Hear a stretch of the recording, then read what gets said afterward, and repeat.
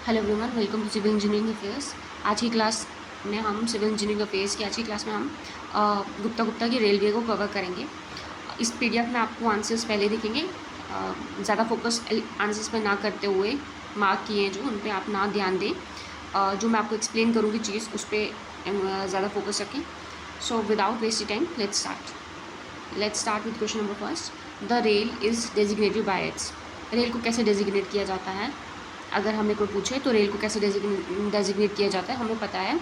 क्या ये रेल को लेंथ से डेजिग्नेट किया जाता है, वेट से किया जाता है, क्रॉस सेक्शन से किया जाता है, या वेट पर यूनिट लेंथ से किया जाता है? तो हमें पता होना चाहिए रेल को हम जब डेजिग्नेट करते हैं तो वेट पर यूनिट लेंथ से करते हैं। ठीक है, वेट पर यूनिट लेंथ इसका आंसर होगा।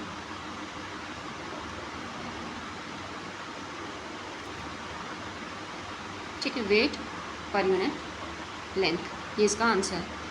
अगला क्वेश्चन क्या बोलता है? अगला क्वेश्चन आ जाता है, two important constituents in the composition of steel use for rails are. दो इंपॉर्टेंट कॉन्स्टिट्यूएंट्स कौन से होते हैं कंपोजिशन ऑफ स्टील में? तो वो हमें पता होना चाहिए, कार्बन और मैग्नीशियम होते हैं। ठीक है, दो इंपॉर्टेंट कॉन्स्टिट्यूएंट्स कौन से होते हैं? अब यहाँ पे अगर देखा जाए तो इसमें क्या लिखा है,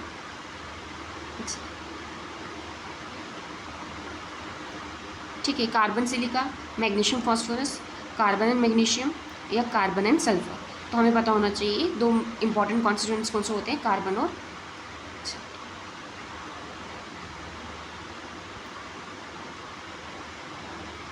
मैग्नीशियम होते हैं। अगला क्वेश्चन क्या बोलता है? अगला क्वेश्चन बोलता है the standard length of rail for broad gauge and metre gauge are respectively. तो स्टैंडर्ड लेंथ रेल की ब्रॉड गॉज और मीटर गॉज की कौन सी होती है? तो ये हमें पता होना चाहिए। ब्रॉड गॉज की अगर हम देखें तो 13 मीटर होती है, और अगर हम देखें मीटर गॉज की तो वो 12 मीटर होती है। ठीक है, वो कितनी होती है? 12 मीटर। और ब्रॉड गॉज की कितनी होती है? 13 मीटर होती है। ठीक है, 12 नहीं होती, 12 नहीं होती, 13 और 12 होती है। और अगर यही नैरो गॉज पूछ लिया जाए तो नैरो गॉज की कितनी होती है? नैरो गॉज की कितनी होती है? तो ये भी हमारी 12 होती है। इसको भी हमें याद रखना है, नैरो गॉज की भी 12 होती है। और ब्रॉड गॉज की कितनी होती है? 13 होती है। और मीटर गॉज की हमारी 12 होती है। अगला क्वेश्चन क्या बोलते हैं?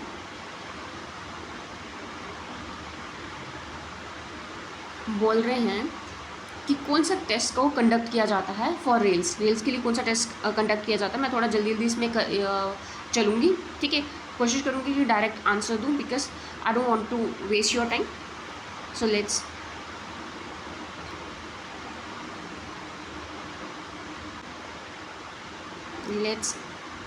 Directly go to the answer. So इसमें तीनों होते हैं, फॉलिंग वेट टेस्ट होता है, टेंसाइल टेस्ट होता है, और हैमर टेस्ट भी होता है। बट आज के टाइम पे जो अभी अगर हम बोलें तो आज के टाइम पे हम हैमर टेस्ट को नहीं करते, इसको पहले किया जाता था। तो अभी के टाइम पे कौन कौन सा टेस्ट होता है? फॉलिंग वेट टेस्ट होता है, टेंसाइल टेस्ट होता है। तो डायरेक्टली इसका आंसर कौन सा होगा? फर्स्ट और सेकेंड, जो कि हमारा बी ऑप्शन है। ठीक है, अब अगला क्वेश्चन आ जाओ। Largest dimension of rail is it's. कौन सी होती है लार्जेस्ट डायमेंशन रेल की? क्या उसकी हाइट होती है,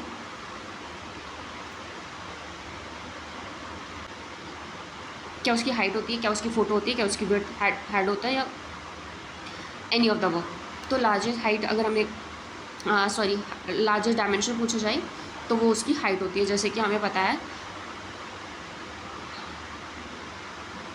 ड्राइंग पे मत जाना इस तरह।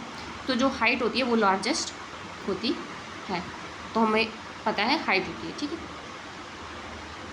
अगला क्वेश्चन।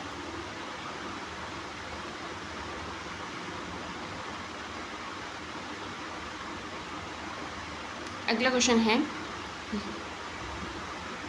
यहाँ पे पूछ रहे हैं कि largest material of the percentage of the material in the rail is in its.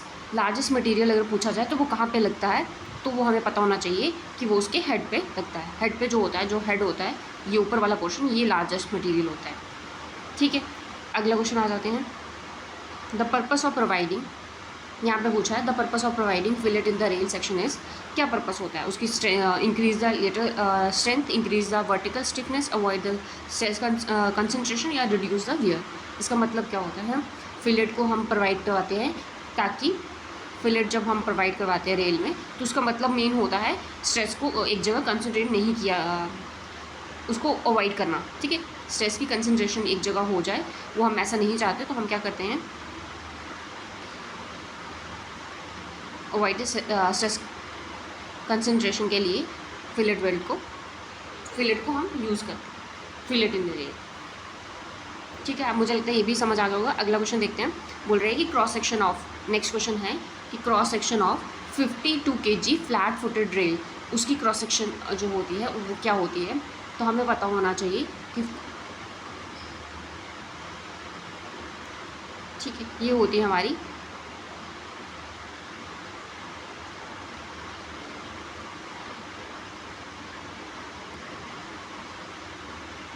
ये होती है हमारी 66.15 सेंटीमीटर स्क्वायर।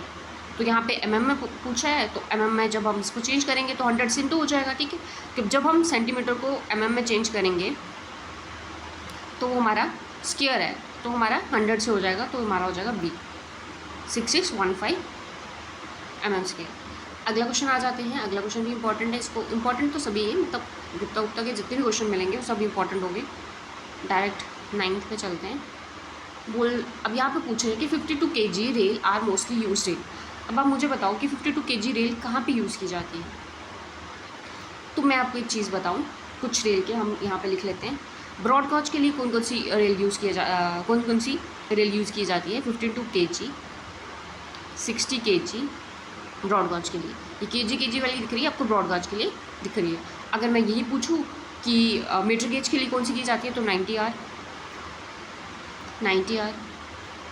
60R, ठीक है, 75R,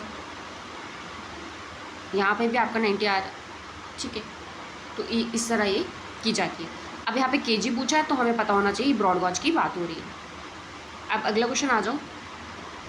अगला क्वेश्चन क्या बोलते हैं, अगला क्वेश्चन बोलते हैं tensile strength of A steel used in rail should not be less than.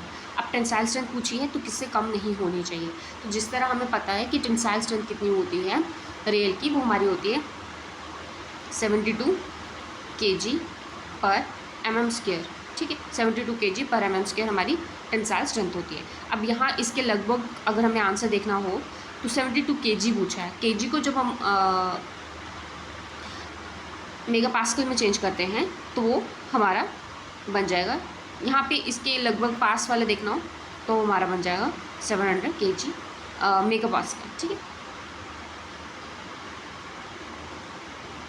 अब आ जाते हैं head width of A 52 kg rail का पूछा है। हेड विड्थ क्या होती है, तो हमें पता है जिस तरह कि हेड विड्थ क्या होती है, अगर नहीं पता है तो मैं बताती हूँ। देखो यहाँ पे हमारी, तो हेड विड्थ अगर पूछे तो हमारी होती है 67, ठीक है, ये हमारी होगी 67। अगर ये यहाँ पे पूछे कि यहाँ पे हाइट बताओ कितनी होती है, तो हमें पता होना चाहिए 156 इसकी यहाँ से यहाँ पे हाइट है। अगर यही इसकी विड्थ पूछे तो वो पूछेंगे यहाँ से यहाँ कितनी विड्थ होती है, तो हमें पता होना चाहिए 137। यहाँ पे क्या पूछा है, यहाँ पे पूछा गया है हमें हेड विड्थ, तो हम सिंपली इसको लिख देंगे हेड विड्थ कितनी होती है हमारी 67 कहाँ पे, यहाँ पे, ठीक है। ये हो गया हमारा आंसर। अब अगला क्वेश्चन आ जाते हैं।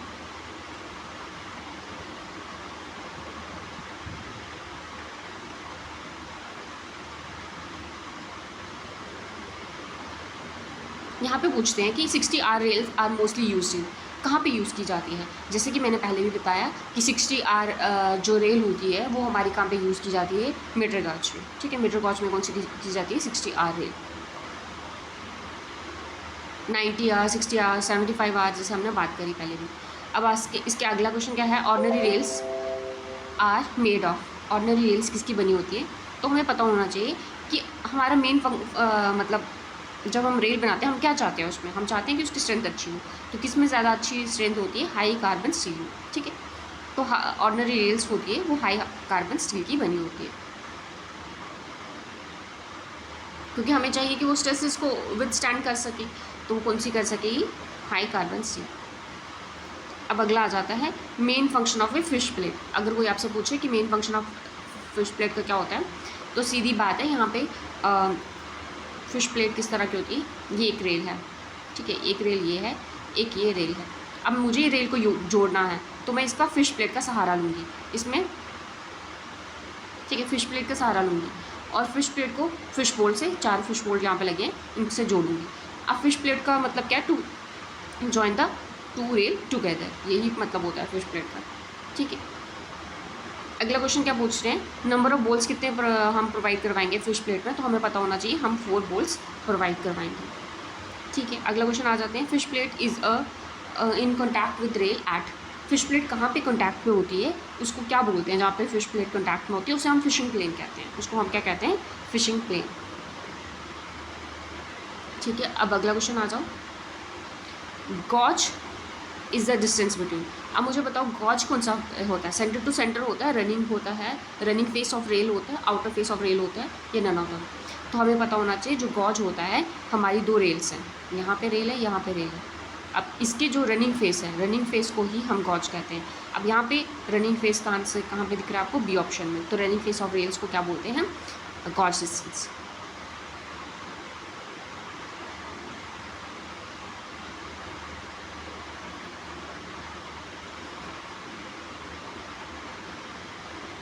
Which of the following factor governs the choice of the gauge? Volume and nature of traffic, speed of train, physical feature of country, ठीक है।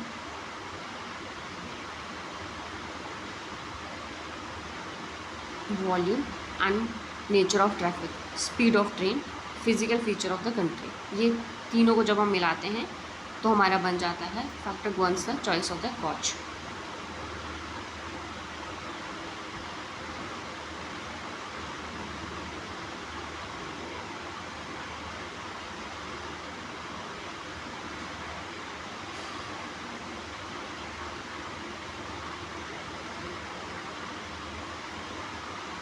अब अगला पूछ रहे हैं, for developing thinly populated area the correct choice of the gauge is, अगर वो बहुत ही कम पॉपुलेटेड एरिया है वहाँ पे करेक्ट चॉइस कौन सी है गॉज की, तो हमें पता होना चाहिए वो हमारा नैरो गॉज होता है। नैरो गॉज करेक्ट चॉइस है जहाँ पे पॉपुलेशन कम है, थिनली पॉपुलेटेड एरिया।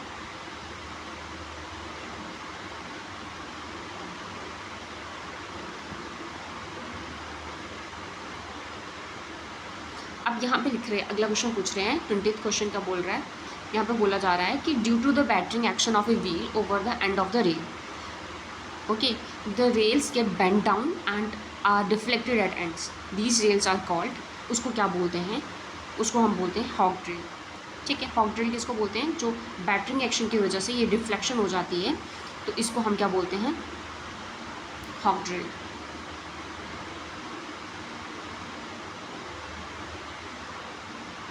अच्छा, एक और चीज़ पूछा जाए अगर पूछा जाए, किंग ट्रेल किसको कहते हैं, किंग ट्रेल को क्या कहते हैं,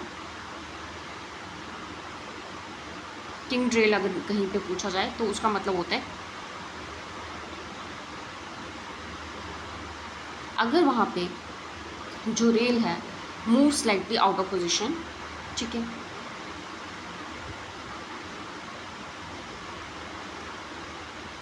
आउट ऑफ पोजिशन, उसको बोलते हैं किंग ट्रेल, मूव स्लाइटली उसको बोलते हैं। और कॉरुगेटेड रेल किसको कहते हैं,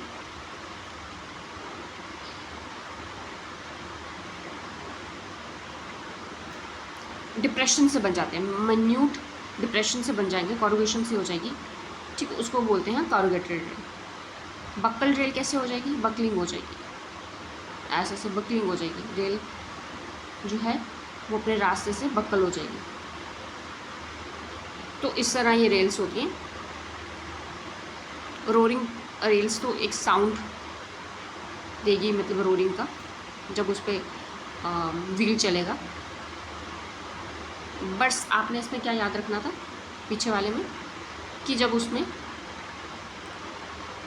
डिफ्लेक्ट हो जाएगी एंड से। अब अगला क्वेश्चन पूछा जा रहा है कि slipping of a driving wheel of a locomotive on the rail surface cause, slipping हो रही है उसको क्या बोलेंगे, उसको हम बोलेंगे व्हील बर्न, ठीक है। रेल एक रेल है, उस पर अगर स्लिपिंग हो रही है ट्रेन की तो उसको हम क्या बोलते हैं, व्हील बर्न। जब स्लिप होगी तो क्या होगा, वहाँ पर बर्निंग आपने बहुत जगह देखा भी होगा, जब रेल इस तरह मूव करती है उस पर, जब स्लिप करती है तो एक स्पार्क्स आता है यहाँ पे, तो उसको क्या बोलते हैं, व्हील बर्न।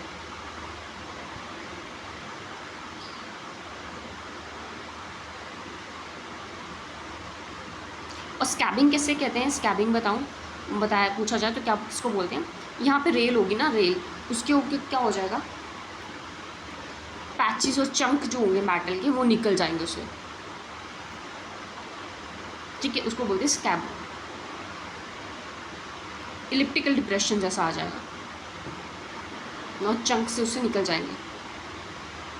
इस तरह भी ये पिक्चर में आप खुद देख लेना तो उसमें ज़्यादा अच्छे से समझ आएगा। अगर ऐसे मैं बताऊंगी तो कन्फ्यूजन हो जाएगा। चंक से निकल जाएंगे, स्कैबिंग हो जाएगी, पैचेस बन जाएंगे, उसको बोलते हैं हम स्कैबिंग। अगला क्वेश्चन पूछा जा रहा है कि width of foot for 90 R rail section, उसकी क्या होती है। तो उसकी विड्थ की अगर बात करी जाए 90 आर की तो वो होती है 136.5 mm, 136.5 mm।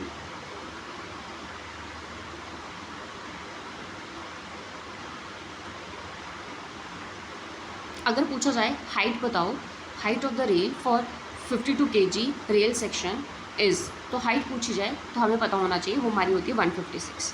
हमने पहले भी इसको देखा तो हाइट सीधी बात है 156 होती है। फिर आ जाता है the formation width of railway track depends upon, formation width of railway track किस पर डिपेंड करता है,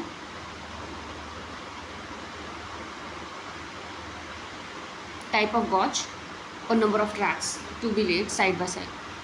फॉर्मेशन विड्थ किस पर डिपेंड करता है, टाइप ऑफ गॉज,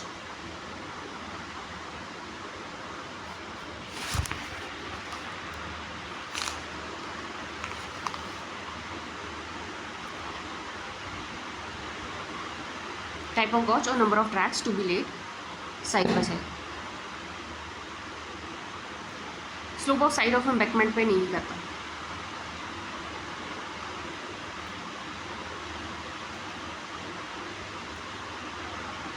तो इसका बी ऑप्शन है। अगला क्वेश्चन पूछ रहे हैं फॉर्मेशन विड्थ,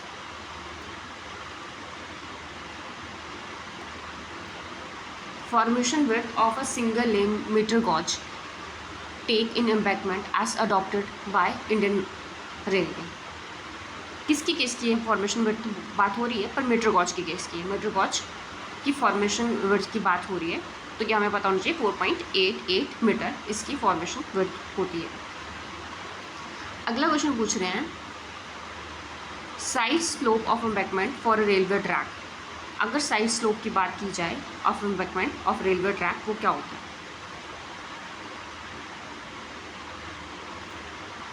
तो वो हमें पता होना चाहिए। जो साइड स्लोप की बात हो रही है यहाँ पे वो होता है 2:1। क्या होता है 2:1, और बर्न कितना होता है 3 मीटर, 2:1 होता है साइड स्लोप। अब आ जाते हैं formation width of the double lane broad gauge track in cutting as adopted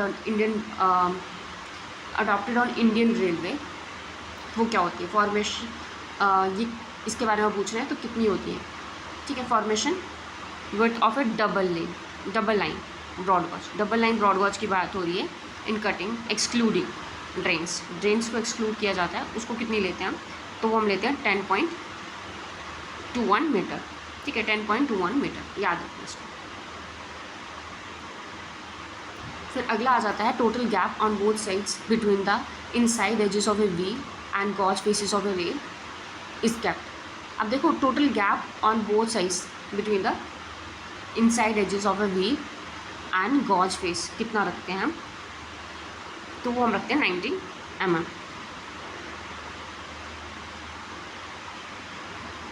अगला क्वेश्चन पूछ रहे हैं क्रीप क्रीप क्या होता है, आपके अनुसार क्रीप क्या होता है। क्रीप अगर आपको पता नहीं है तो आप सुनेंगे, क्रीप होता है लॉन्गिट्यूडनल मूवमेंट की वजह से रेल की क्रीप होता है, ठीक है।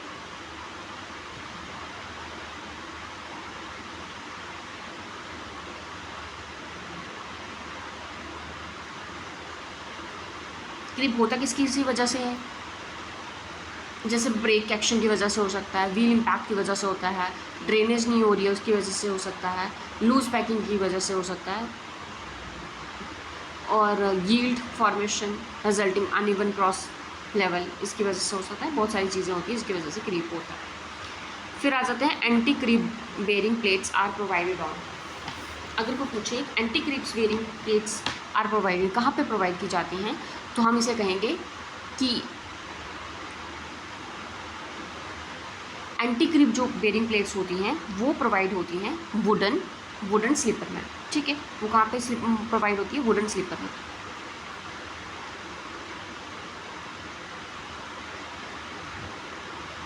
स्लीपर्स में, वुडन स्लीपर्स में। अब मुझे कोई यहाँ पर बताया, आपको कहीं दिख रहा है वुडन स्लीपर? नहीं दिख रहा है, तो इसका आंसर क्या होगा? जी, ठीक है। एंटी क्रिप क्या होती है? क्रिप को रोकने के लिए अगर हमने एंटी क्रिप बेरिंग प्लेट्स लगानी है तो वो कहाँ पे होगी? वुडन स्लीपर में। तो आता है स्टडी द फॉलोइंग स्टेटमेंट। अगला क्वेश्चन क्या पूछ रहा है? Studying the following statement. Creep is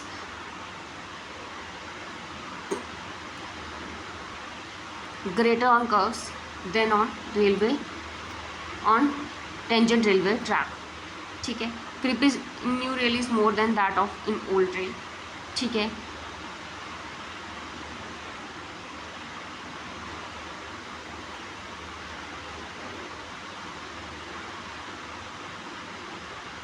creep is more on steep gradient than on level track, ये भी सही है।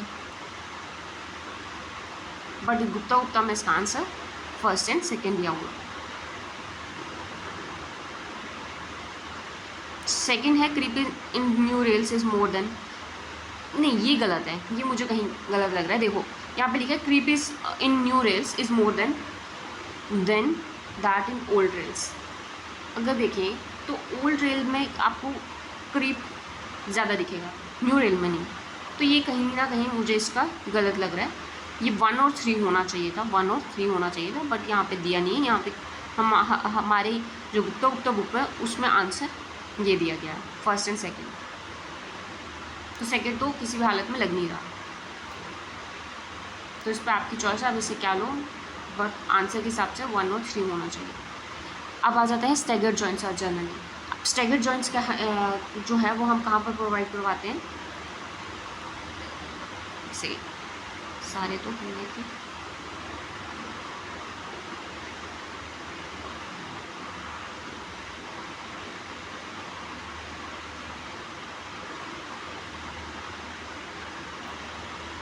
The maximum degree of curvature for metre gauge is.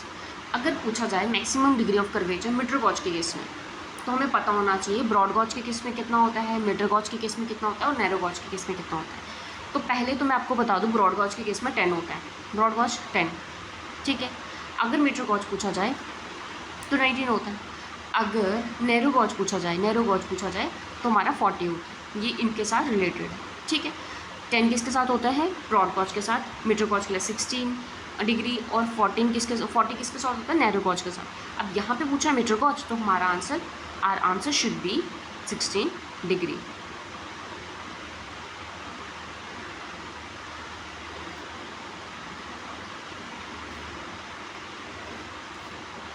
अगला क्वेश्चन पूछा हुआ है स्टैगर्ड जॉइंट के बारे में। अगर पूछा जाए स्टैगर्ड जॉइंट जो होते हैं वो कहाँ पे प्रोवाइड करवाए जाते हैं, तो आंसर इसका होगा, answer should be on curves. अब मैं आपको बताती हूँ कैसे कर्व्स में होते हैं। देखो स्टैगर्ड जॉइंट होते कैसे हैं, जब कर्व्स आता है ना, कर्व आता है ना, तो कर्व में क्या होता है, एक जॉइंट हम यहाँ पे प्रोवाइड करवाएंगे, थोड़ी जॉइंट में मत जाना, ठीक है। एक हम यहाँ पे प्रोवाइड करवाएंगे जॉइंट, दूसरा हम यहाँ पे प्रोवाइड करवाएंगे, तीसरा हम यहाँ पे करवाएंगे। तो इस तरह ये स्टैगर्ड जॉइंट इसको हम बोलेंगे, ठीक है। तो स्टैगर्ड जॉइंट हम कहाँ पे प्रोवाइड करवाते हैं? ऑन कर्व्स में। अब स्क्वायर जॉइंट होंगे वो आमने सामने होंगे, इस तरह होगा, चलिए। तो यहाँ पे स्क्वायर है और यहाँ पे भी स्क्वायर है, तो स्क्वायर जॉइंट आमने सामने इस तरह होंगे। अगला क्वेश्चन पूछा है when the rail ends rest on a joint sleeper the joint is termed as. उसे क्या बोलते हैं? अगर हमारी रेल किसी जॉइंट पे रेस्ट करती है तो उसको हम क्या बोलते हैं? उसको हम बोलते हैं सपोर्टेड रेल जॉइंट। अब कैसे सपोर्टेड रेल जॉइंट बोलते हैं? Joint sleeper. अब देखो ये एक रेल है, मान लिया ये एक रेल है, इसको ऐसे मान लो, ठीक है। अब यहाँ से इसकी दूसरी रेल जा रही है। अब यहाँ पे नीचे हमारा एक स्लीपर है। अब स्लीपर के ऊपर रेल को हमने रख दिया, तो इसको हम बोलेंगे supported rail joint, supported rail joint. अगर मैं बोलूँ सस्पेंडेड रेल जॉइंट क्या होते हैं? अगर हम इसको काट दें, ठीक है, इसको हम निकाल दें, तो ये हवा में ये और ये इस तरह जॉइंट है, मतलब यहाँ से ये जॉइंट बना हुआ है, नीचे कुछ नहीं है, ठीक है। इसको क्या बोलेंगे? सस्पेंडेड जॉइंट, हवा में जॉइंट है। अगर यही जॉइंट एक प्लेट सी बन जाए, bridge joint with bridge plate, उसको क्या बोलेंगे हम? अब यहाँ पे एक ब्रिज प्लेट हो, इसके नीचे एक प्लेट हो जाए नीचे, उसको ब्रिज जॉइंट बोलेंगे। इस तरह मुझे लगता है आपको सारे जॉइंट के बारे में पता चल गया होगा। जब स्लीपर हो नीचे तो हम क्या बोलेंगे उसको? सपोर्टेड। अगर स्लीपर ना हो नीचे तो हम बोलेंगे सस्पेंडेड। अगर वो ब्रिज प्लेट पे हो तो उसको हम बोलेंगे ब्रिज प्लेट। अब आ जाता है which of the following type of sleeper is preferred on joints. अब जॉइंट्स पे कौन से स्लीपर हम प्रेफर करते हैं? हम करते हैं वुडन स्लीपर। अब वुडन स्लीपर क्यों करते हैं? अगर इसे आप जानना चाहो तो एक चीज़ आप सोचो कि जो जॉइंट्स हैं, अगर हमने जॉइंट्स जहाँ पे प्रोवाइड करवाए वहाँ पे हम वुडन स्लीपर ही क्यों दे रहे हैं? वुडन स्लीपर एक ऐसे स्लीपर्स होते हैं जो वाइब्रेशन को अच्छे से अब्जॉर्ब कर लेते हैं, ठीक है। और जहाँ पे जॉइंट होगी ऑब्वियस है वहाँ पे वाइब्रेशन भी ज़्यादा होगी, क्योंकि वहाँ पे स्ट्रेस कंसंट्रेशन ज़्यादा होगी, क्योंकि वहाँ पे जॉइंट है। तो ऐसा चीज़ जहाँ पे होगी वहाँ पे हमें चाहिए कि ऐसा कोई स्लीपर हो जो अच्छे से जो हमारी वाइब्रेशन है उसको ले ले अपने अंदर, ठीक है। उसकी वजह से क्या होगा कि हमारी रेल जो ट्रेन है, जो रेल है और उस पर जो ट्रेन जा रही है वो स्मूथली चल सके। तो वुडन स्लीपर कहाँ पे होते हैं? प्रेफर करते हैं जॉइंट्स में। मुझे लगता है ये आपको अच्छे से समझ आ गया होगा। अब आता है minimum depth of the blast cushion. Minimum depth of the blast cushion अगर पूछा जाए तो अब पूछा किसके केस के लिए है? यहाँ पे ब्रॉड गॉज के लिए। अब ब्रॉड गॉज के लिए पूछा तो ब्रॉड गॉज की हमें टर्म ये पता होनी चाहिए। अब यहाँ वुडन के केस में उन्होंने पहले से हमें चीज़ें दे दी गई है। उन्होंने हमें क्या दिया हुआ है? 275, 25 और 30। और जहाँ पे हमारा 75 क्या है? हमारा स्पेसिंग है। 75 यहाँ पे स्लीपर की स्पेसिंग दी हुई है। तो अगर इसका हमने फॉर्मूला निकालना है, अब हमने डेप्थ ऑफ ब्लास्ट, इधर पूछा क्या गया? डेप्थ ऑफ ब्लास्ट निकालो, मिनिमम डेप्थ ऑफ ब्लास्ट। तो डेप्थ ऑफ ब्लास्ट का फॉर्मूला होता है D=S-B/2। जहाँ पे हमें इस जगह पे हमें पता है इसका हमारा 75, अगर हमें यहाँ पे B देखना है तो हमें दिया हुआ है 25। इसको हम पुट कर देंगे यहाँ पे आ गया 2, और यहाँ पे अगर हम इसको निकालेंगे तो हमारा आ गया इसको इस तरह 50/2, और ये हमारा आ गया 25, और 25 हमारा C ऑप्शन, ठीक है। अब आ जाते हैं अगला क्वेश्चन। अगला पूछते हैं sleeper density in India is normally kept as. अगर हम देखें स्लीपर डेंसिटी इंडिया में क्या रखी जाती है, अगर हमें निकालना है स्लीपर डेंसिटी, हम किस तरह निकालेंगे? M+2 to M+7, ये हमारी स्लीपर डेंसिटी होती है। जैसे कि हमें पता है M क्या होता है। M हमारा पता है, अगर हमें ब्रॉड गॉज दिया होगा तो वो हमें 13 होता है, जो हमने पहले पढ़ा था। मीटर गॉज दिया होगा 12 होता है, नैरो गॉज दिया होगा 12 होता है। तो ये हमें चीज़ें पता है, तो इनको हम पुट करेंगे तो हमारी स्लीपर डेंसिटी इस तरह निकल जाएगी।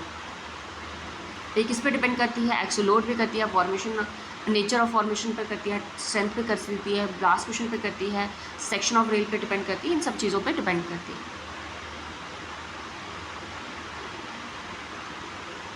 अब अगला क्वेश्चन आता है,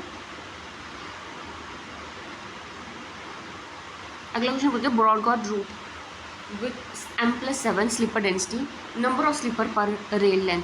अब बताओ नंबर ऑफ स्लीपर हम कितने देंगे पर रेल लेंथ? तो हमें पता होना चाहिए, यहाँ पे हमारा आंसर आ जाएगा। M हमारा क्या है? M हमारा है कि हम मीटर में हम इसकी बात करेंगे, यहाँ पे ब्रॉड गॉज की बात करेंगे। जैसे हमें पता है 13, M हमारा 13 है, क्योंकि ब्रॉड गॉज का हमने पढ़ा हुआ है। लेंथ कितनी होती है? 30, ठीक है, एक रेल की। 13+7 ये हमारी डेंसिटी आ जाएगी, तो ये कितनी हो जाएगी? 20 आ जाएगी। Number of sleeper per rail.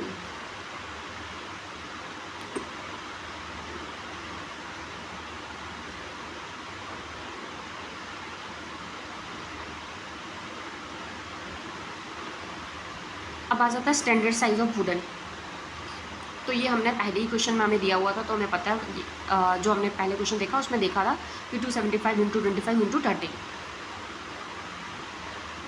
अगर यही मैं एक चीज़ पूछूं, अगर आपको मीटर गॉज का पूछा जाए तो उसका क्या होगा? अगर मीटर गॉज का पूछा जाए तो उसका क्या होगा? उसका होगा 180, 20, 11.5।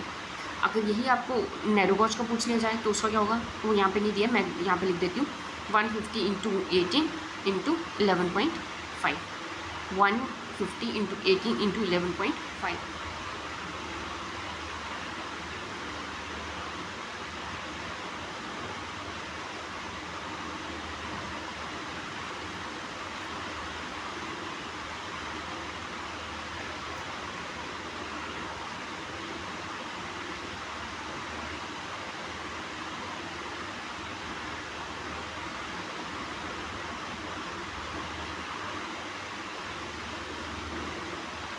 अगला क्वेश्चन आ जाता है composite sleeper index is the index of. तो कंपोजिट स्लीपर इंडेक्स किस किस का इंडेक्स होता है, हार्डनेस और स्ट्रेंथ का होता है। ठीक है, अब कैसे होता है, क्या फॉर्मूला होता है, उसके बारे में अगर हम लिखें तो कंपोजिट स्लीपर इंडेक्स अगर हमने निकालना हो तो वो हमारा फॉर्मूला होता है S + 10H/20। ये इसका कंपोजिट स्लीपर निकालने का फॉर्मूला होता है, S + 10H/20, और इसमें 12% हमारा मॉइस्चर हम लेके चलते हैं। अब अगला क्वेश्चन आता है minimum composite sleeper index on Indian railway track. Minimum composite sleeper index Indian railway track में कितना होता है, तो ट्रैक में पूछा है इंडियन रेलवे में, तो हमें पता होना चाहिए 783। अगर यही पूछा जाए क्रॉसिंग स्लीपर में, ठीक है, क्रॉसिंग स्लीपर में पूछा जाए तो ये हमारा होता है 1352। अगर यही पूछा जाए ब्रिज स्लीपर में तो ये हमारा हो जाता है 1455। ब्रिज में पूछा जाए 1455, क्रॉसिंग स्लीपर में पूछा जाए तो 1352, इस तरह हो जाता है। फिर आ जाता है dog spikes are use for fixing rail to the. Dog spikes किसके लिए यूज़ करते हैं, तो हमें पता होना चाहिए वुडन स्लीपर को फिक्स करने के लिए डॉग स्पाइक्स का यूज़ होता है। Dog spikes are used to fixing rail to the wooden sleeper. फिर आ जाता है number of dog spikes normally use पर rail seat on a curved track। तो number of dog spikes, how much dog spikes are used, how many dog spikes are used per rail seat on curved track। ठीक है, तो यहाँ पे लिखा हुआ है नंबर, बताओ कितने होते हैं, तो हमें पता होना चाहिए ये होते हैं 2 आउटसाइड और 1 इनसाइड। 2 आउटसाइड और 1 इनसाइड हम इसको यूज़ करते हैं।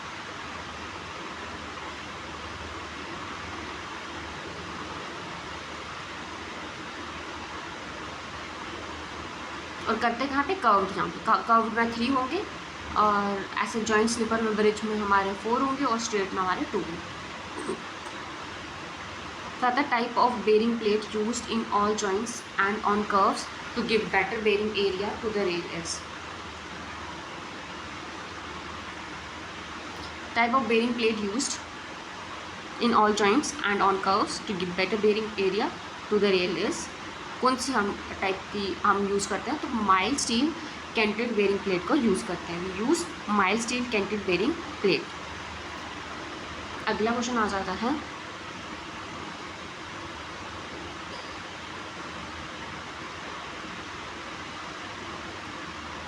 अब बेरिंग प्लेट भी बड़ी सारी होती है।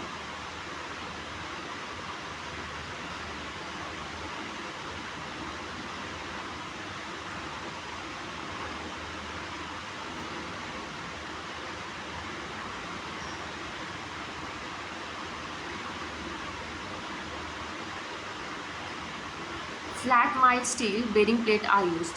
अब फ्लैट माइल्ड स्टील पूछा जाए तो किसके लिए यूज़ करते हैं, फ्लैट माइल्ड स्टील करते हैं for pointing and crossing in the lead portion.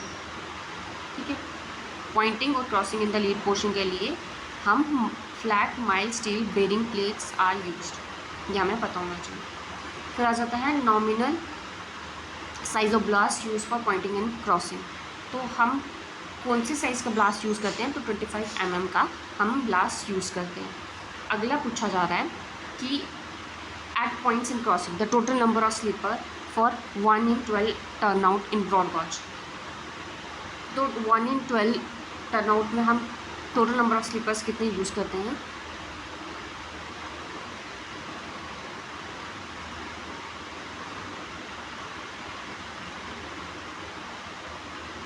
One in 12 turn में total number of sleepers 12 use होते हैं। सॉरी 1 in 12 में 70 यूज़ होते हैं। ठीक है, अब पूछा जाता है width of ballast for broad gauge. अब width of ballast for broad gauge के पूछा जाए तो हमें पता होना चाहिए विड्थ ऑफ ब्लास्ट कितनी होती है ब्रॉड गॉज के लिए, तो वो हमारी होती है 3.35। अगर यही हमारा पूछा जाए मीटर गॉज के लिए, ब्रॉड गॉज है ये, अगर यही हमारा मीटर गॉज पूछा जाए तो हो जाती है 2.25। अगर यही हमारा नैरो गॉज पूछा जाए तो हो जाती है 1.83। ठीक है, metre gauge, narrow gauge, broad gauge. अब ब्रॉड गॉज के लिए होती है 3.35 मीटर। अब अगला पूछा गया है the type of spike use for fixing chair of bull headed rail to wooden sleeper is. तो कौन सा हम स्पाइक यूज़ करते हैं बुल हेडेड को फिक्स करने के लिए, तो हमें पता होना चाहिए हम राउंड स्पाइक का यूज़ करते हैं। फिर आ जाता है the sleeper resting directly on the girder are fasten to the top flange of the girder by, जो डायरेक्टली रेस्ट कर रहा है on the girder are fasten to the top flange of the girder by, किससे उसको fasten करते हैं, तो हम हुक बोल्ट से करते हैं। फिर अगला क्वेश्चन पूछा जा रहा है नंबर ऑफ की यूज्ड इन CST-9 स्लीपर, तो हमें पता होना चाहिए हम की बात हो रही है तो 2 की का यूज़ करते हैं, 2।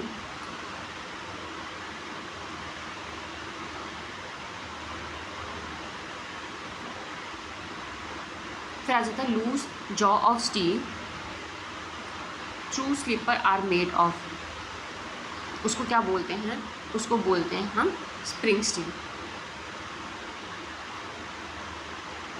नंबर ऑफ, अगला क्वेश्चन पूछ रहे हैं number of quarters used in CST-9 sleeper is, तो नंबर ऑफ क्वार्टर अगर पूछा जाए तो हम 4 क्वार्टर यूज़ करते हैं। फिर आ जाता है Pandrol clips can not be used with, Pandrol clip किसके साथ यूज़ नहीं किया जाता है, तो हमें पता होना चाहिए इसको कभी भी CST-9 स्लीपर के साथ यूज़ नहीं किया जाता है। The desirable rate of change of a cant deficiency in case of a metre गॉजेस,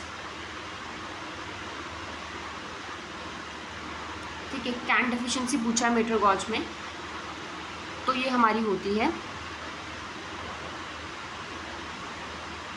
35 mm पर सेकेंड।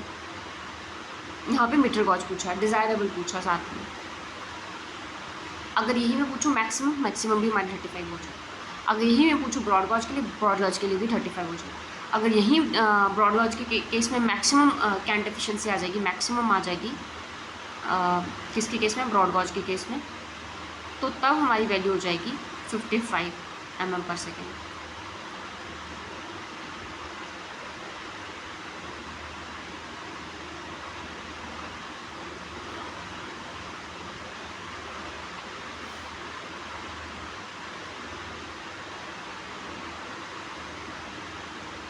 अगला क्वेश्चन आ जाता है, पूछ रहे थे limiting value of a cant excess for broad gauges, limiting value of a cant excess for broad gauges, तो ये हमें पता होना चाहिए cant should not be more than 75 broad gauge के केस में, एंड 65 किसके केस में, मीटर गॉज के केस में। ये किसका आंसर है, 65 मीटर गॉज का। फिर आ जाता है limiting value of a cant gradient for all gauges. अब हर गॉज की बात हो रही है तो हमें पता होना चाहिए for all gauges cant limiting value of cant gradient is 1 in 720।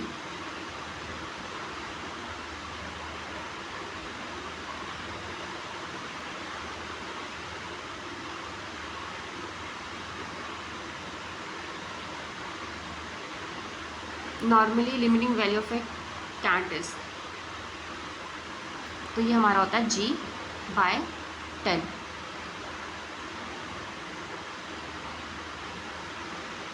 ठीक है, इसकी एक और चीज़ है, limiting value of a cant अगर ब्रॉड गॉज की बात पूछी जाए under normal condition, broad gauge is 165, फिर मीटर गॉज इज 90, फिर नैरो गॉज इज 65। ठीक है, ये भी हो सकता है। नैरो गॉज में हमारा क्या होता है, limiting value of cant 65, metre gauge में 90 और ब्रॉड गॉज में 165। फिर आता है vertical curves are provided where algebraic difference between grades is equal to. Vertical curves कहाँ पे प्रोवाइड करवाए जाते हैं, तो याद रखना जहाँ पे भी हमारा एल्जेब्रिक डिफरेंस बिटवीन ग्रेड्स जो है मोर देन अगर 4 mm पर मीटर होगा तो हम वर्टिकल कर्व को प्रोवाइड करवाते हैं। ठीक है, अगला क्वेश्चन पूछ रहे हैं the limiting value of a cant deficiency for metre gauge. Limiting value of a cant deficiency metre gauge के लिए कितनी होती है, तो ये हमें पता होना चाहिए। जैसे कि मैंने पिछली बार बताया था ब्रॉड गॉज के लिए होती है 75, तो मीटर गॉज के लिए होती है 50। अगर यही नैरो गॉज पूछा जाए, नैरो गॉज के लिए कैंट डेफिशिएंसी 40 mm होती है। अब आ जाते हैं the steepest gradient permissible on 2.5 degree curves for broad gauge with line having ruling gradient 1/200 is. देखो यहाँ पे अगर हमें रूलिंग ग्रेडियंट निकालने को पूछा हुआ है, रूलिंग ग्रेडियंट दिया हुआ है हमें, तो उन्होंने हमें पूछा क्या है,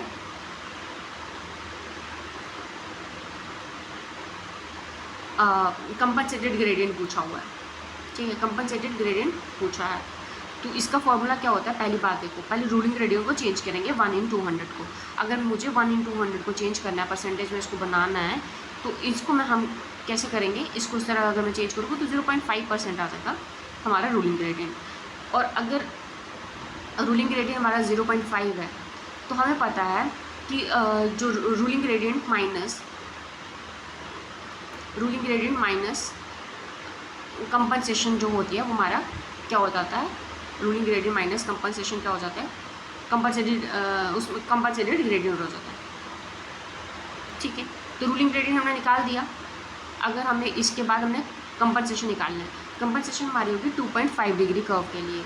अब बात यहाँ पर 2.5 डिग्री कर्व है, बट वो किसके लिए, ब्रॉड गॉज के लिए। और हमेशा याद रखना कंपनसेशन ब्रॉड गॉज के केस में कितनी हो जाएगी, 0. और मुझे इसी को निकालना तो इसको मैं मल्टीप्लाई कर दूँगी 0.04 से, जो कि मेरा आ जाएगा, जब इसको हम मल्टीप्लाई करेंगे दोनों को तो 0.1 आ जाएगा, 1%। और यहाँ पे 0.5% दिया हुआ है।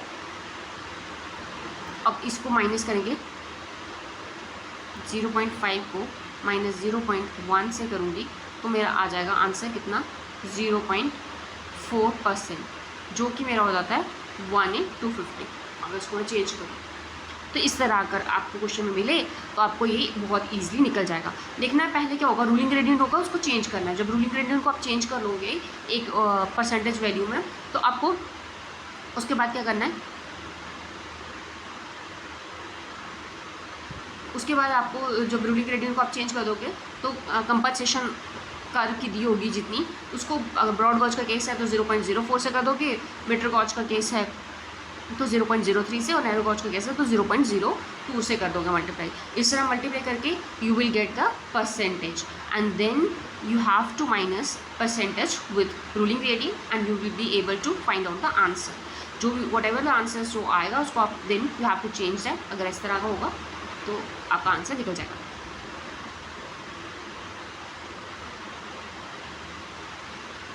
अब आ जाता है normal, maximum, cant, permissible in metre gauges. We already talked about permissible cant deficiency. अच्छा, यहाँ पे पूछा है, इसके बारे में हमने पहले भी बात करी है, ठीक है, limiting value of a cant. अब यहाँ पे they are talking about metre gauge. हमें पता है limiting value of cant is for broad gauges 165, मैंने आपको ये पहले बता दिया था। Metre gauge is 90 mm and narrow gauge is 65 mm, ठीक है। नैरो गॉज के केस में कितना होता है, 65 mm होता है, मीटर गॉज के 90 mm होता है, और ब्रॉड गॉज के केस में 165 mm होता है। I think now it's clear to you कि क्या होता है limiting value of cant. Limiting value मतलब याद कर, मतलब ये आपको समझ आ जाएगा जब देखोगे इसको। तो यहाँ पे मीटर गॉज का तो 90 होगा, अगर ब्रॉड गॉज होगा 165 होगा, and same if they are asking about narrow gauge, then answer is going to be 65. Can deficient occur when a vehicle travels around a curve at speed higher than equilibrium speed? Can deficiency कब occur होती है? देखो मेरी बात सुनो, मैं आपको पूरा एक चीज़ बताती हूँ, डेफिशिएंसी क्या है और ये क्या है।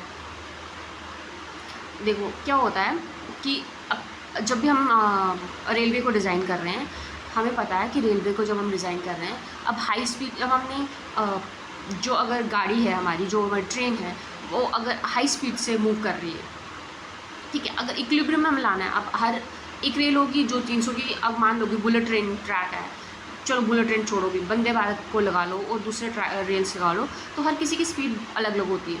तो स्पीड अलग अलग होती है, तो सुपर एलिवेशन भी तो हमारी स्पीड के अकॉर्डिंगली होती है। जो हमारा फार्मूला होता है उससे हमें पता है कि सुपर एलिवेशन का फार्मूला किस तरह होता है, v²/, अगर डिज़ाइन में हम देखें तो 225 R होगा।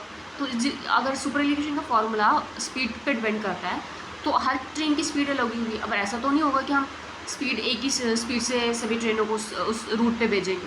तो अब इस केस में क्या हो जाएगा, कुछ ट्रेन ऐसी होंगी जिसकी स्पीड ज़्यादा होगी, कुछ ट्रेन ऐसी होगी जिसकी स्पीड कम हो जाएगी। अब उसको हम इक्विलिब्रियम में लानेंगे लाएंगे। इवन तो हमने इक्विलिब्रियम में ला दिया, पर ऐसे केस भी आएंगे कुछ जो हमारा इक्विलिब्रियम की वैल्यू होगी, जो स्पीड होगी वो कम होगी और ट्रेन ज़्यादा स्पीड से चल रही है, हो सकता है कि वो ज़्यादा हो तो कम से चल रही है, इस तरह होता है। अब बोल रहे कैन डेफिशिएंसी क्या होती है? डेफिशिएंसी का मतलब क्या है? स्पीड जो है हायर देता है इक्विलिब्रियम स्पीड, ठीक है। स्पीड मतलब डेफिशिएंसी है, स्पीड जितनी होनी चाहिए थी उतनी नहीं है, क्योंकि speed higher than the equilibrium speed, equilibrium speed जो आई उससे हायर देन है। आई थिंक नाउ ये आपको क्लियर हो गया होगा डेफिशिएंसी क्या। अगला क्वेश्चन देखो, the compensation for curves on gradient for metre gauge is given by. यहाँ पे मीटर गॉज की बात हो रही है, जैसे कि हमने देखा है मीटर गॉज में 52.5 बाय आर होता है, ठीक है। 70 बाय आर किस में होता है? ब्रॉड गॉज में। अगर यही मैं पूछूँ कि 35 आर किस में होता है, तो वो हमारा होता है नैरो गॉज में। अगला क्वेश्चन क्या पूछता है? The space shape of the transition curve used for Indian railway is. अब आपने ट्रांजिशन कर्व की शेप पूछनी है तो कैसे होती है? होती है क्यूबिक पैराबोला, ठीक है। क्यूबिक पैराबोला हमारी शेप होती है। अब पूछा जा रहा है, अगर इसका मैं फॉर्मूला भी लिख दूँ तो चलो मैं लिखने की कोशिश करती हूँ, क्योंकि फॉर्मूला क्या होता है? y = x³ by 6rl। अब आ जाते हैं अगला क्वेश्चन।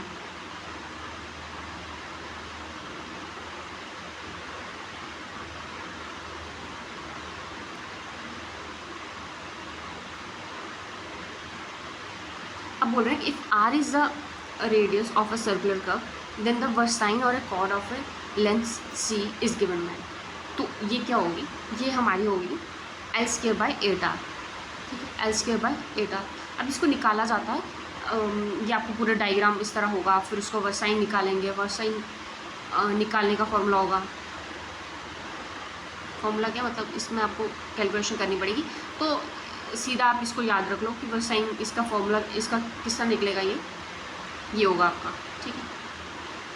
ये निकालेंगे हम, तो ये हमारा हो गया v, तो ये v हो गया c² बाय 8r।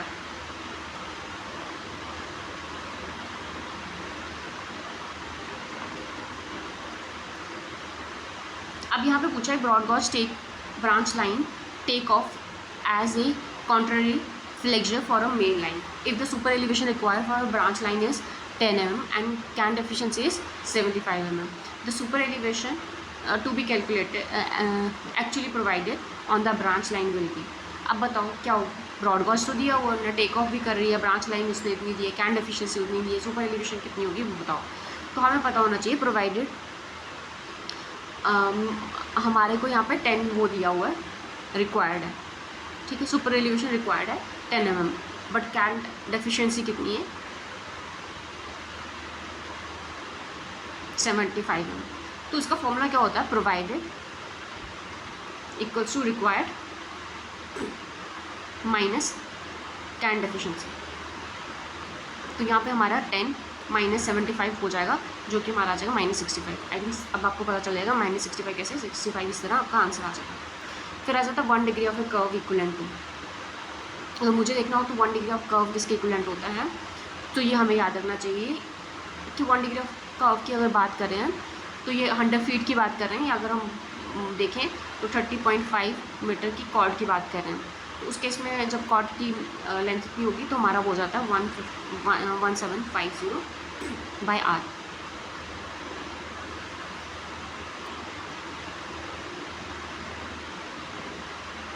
अब यहाँ पे सुपर एलिवेशन की बात हो रही है, तो इसका सीधा देखते हैं। Equilibrium to be provided on a curve of a radius r and speed of vehicle इतने। तो सुपर एलिवेशन हमारा है gv² बाय 127r।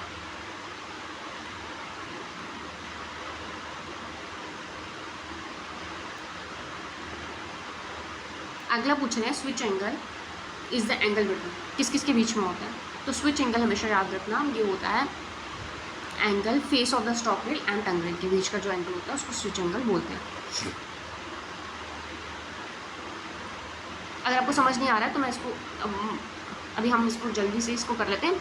तो मैं कोशिश करूँगी कि रेलवे का एक वीडियो बनाऊँ और उसमें मैं आपको सारी चीज़ें समझाऊँ। अगला आ जाता है स्विच एंगल डिपेंड्स अपॉन, किस पे डिपेंड करता है स्विच का एंगल? तो याद रखना स्विच का एंगल हील डाइवर्जेंस और लेंथ ऑफ टंग रेल पे डिपेंड करता है। इस तरह होता है ये, ठीक है। ये आपकी लेंथ ऑफ टंग रेल हो जाती है, टंग रेल की, किसकी लेंथ, और ये आपका हो जाएगा स्विच एंगल, जो कि हमारा फाई है, स्विच एंगल फाई, और ये टंग रेल है। इन दोनों के बीच का जो डिफरेंस होगा, इसको इस तरह बना लेते हैं, ठीक है। ये हमारा हो गया हील डाइवर्जेंस।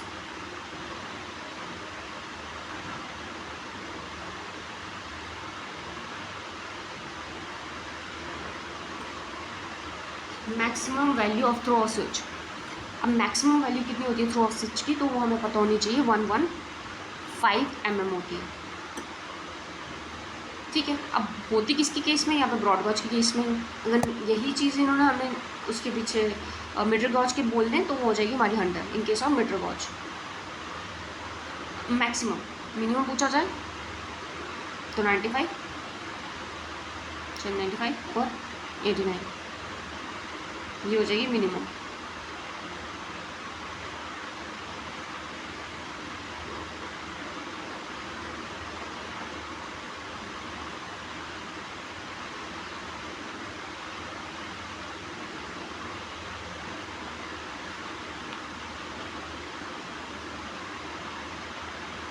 अब पूछ रहे हैं कि स्ट्रेचर बार इज प्रोवाइडेड।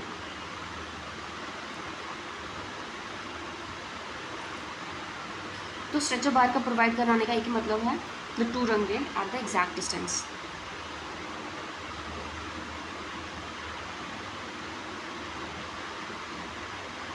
अब पूछ रहे हैं विच of the following method of designation of crossing is mostly used in India.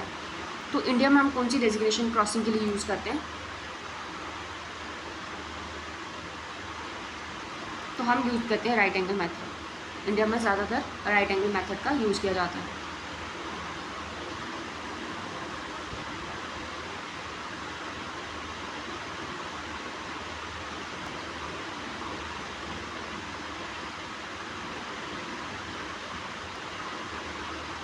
If alpha is the angle of a crossing, then the number of a crossing n according to right angle method is given by। तो ये कौन सा होता है, right angle method के अनुसार cot alpha होता है। अब बोल रहे which of the following turnouts most commonly used in goods train on Indian railway. तो इंडियन रेलवे में कौन सा मेथड यूज़ किया जाता है, अगर हमें देखा जाए तो हम यूज़ करते हैं गुड्स ट्रेन के केस में 1 in 8.5 टर्नआउट्स में, ठीक है। ये है कहाँ पे, हो कहाँ पर आई है, टर्नआउट्स में।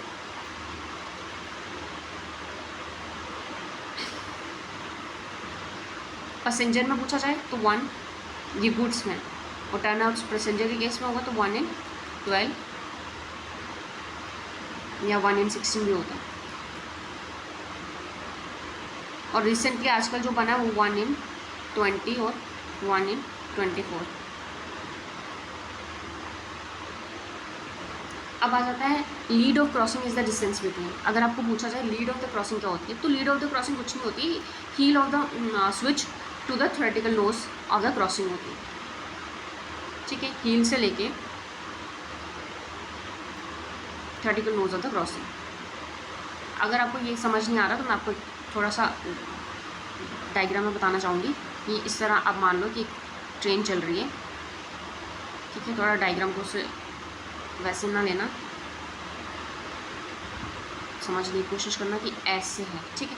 ये थोड़ा क्या हो रहा है, ये जो भी हो रहा है देखो उसको ध्यान से, इस तरह है ये। तो यहाँ पे हील से लेके ये यहाँ पे हील का पोर्शन होगा, यहाँ से लेके theoretical nose of the crossing तक होगा, ये होंगी हमारी लीड। और टेल से लेके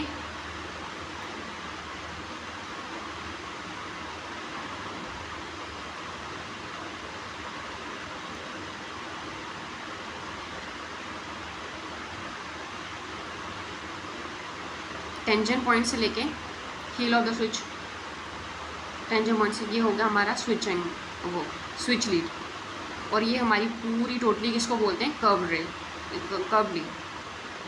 और ये हमारा क्या टेंजेंट पोर्शन है और हील है, और यहाँ पे हमारा थ्योरेटिकल नोज है।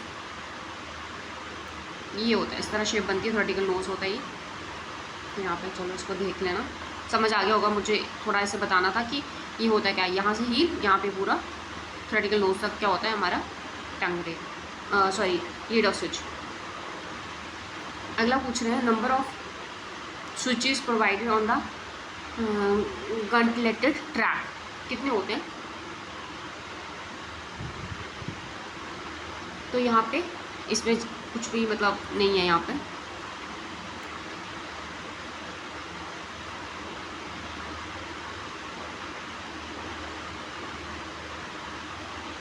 तो इसका none of the above answer है।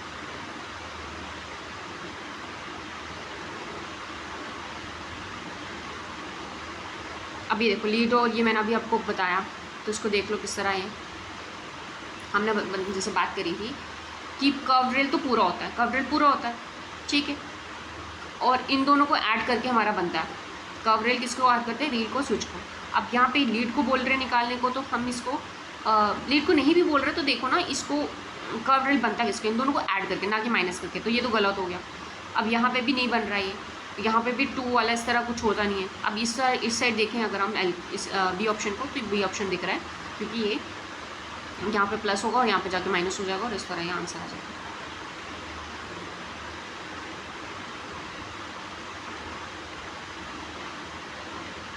अगला क्वेश्चन क्या बोलते हैं, in a scissor crossing the crossing provided are. Scissor crossing में कैसी क्रॉसिंग को प्रोवाइड किया जाता है, तो हमें पता होना चाहिए। सीजर क्रॉसिंग में 2 ऑब्ट्यूज एंगल होते हैं और 6 एक्यूट एंगल होते हैं। 2 ऑब्ट्यूज एंगल होते हैं और 6 एक्यूट एंगल होते हैं सीजर क्रॉसिंग में, ठीक है। सीजर क्रॉसिंग इस तरह की होती है, अगर शेप देखी जाए तो इस तरह ये होती है हमारी सीजर क्रॉसिंग,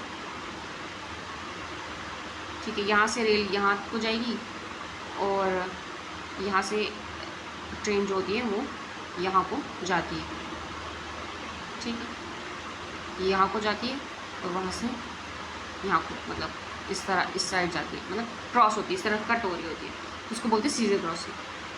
तो 2 ऑब्ट्यूज एंगल होते हैं और 6 एक्यूट एंगल बनते हैं इसमें।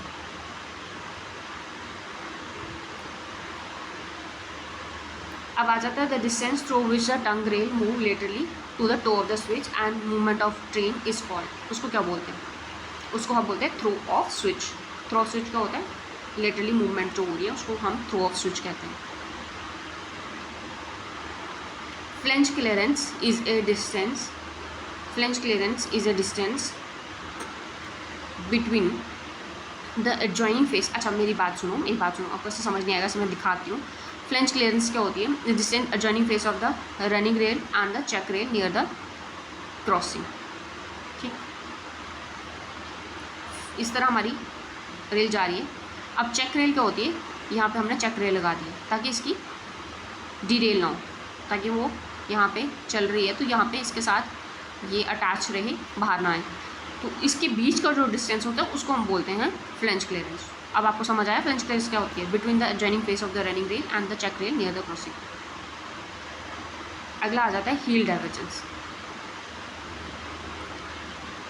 Heal divergence always greater than flange way clearance. हमेशा याद रखना हील डाइवर्जेंस जो होती है फ्लैंज वे क्लियरेंस से ज़्यादा होती है। मैंने जैसे आपको डायग्राम में फ्लैंज वे क्लियरेंस बता दिया, तो हील डाइवर्जेंस थोड़ा सा उससे एक्स्ट्रा होता है, ठीक है।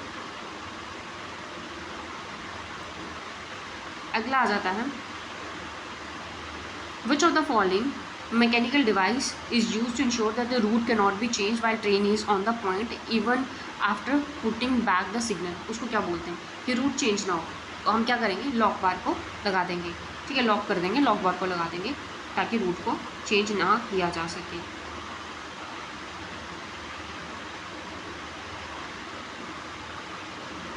तो उसके बाद आता है द ट्रेडल बार। ट्रेडल बार क्यों प्रोवाइड करवाते हैं, तो ट्रेडल बार प्रोवाइड करवाने का एक ही मकसद होता है, नियर एंड पैरेलल टू पहले यहाँ पूछा है प्रोवाइड कहाँ पर करवाते हैं, तो वो near and parallel to the inner side of one of the rail, वहाँ पे हम ट्रेडल बार को प्रोवाइड करवाते हैं।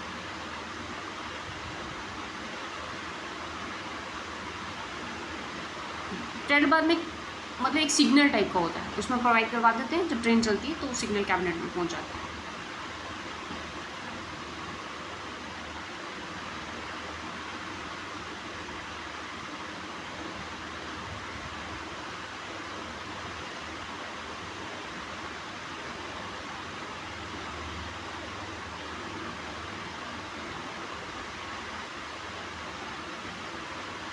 अब आता है तो objective of providing a point lock.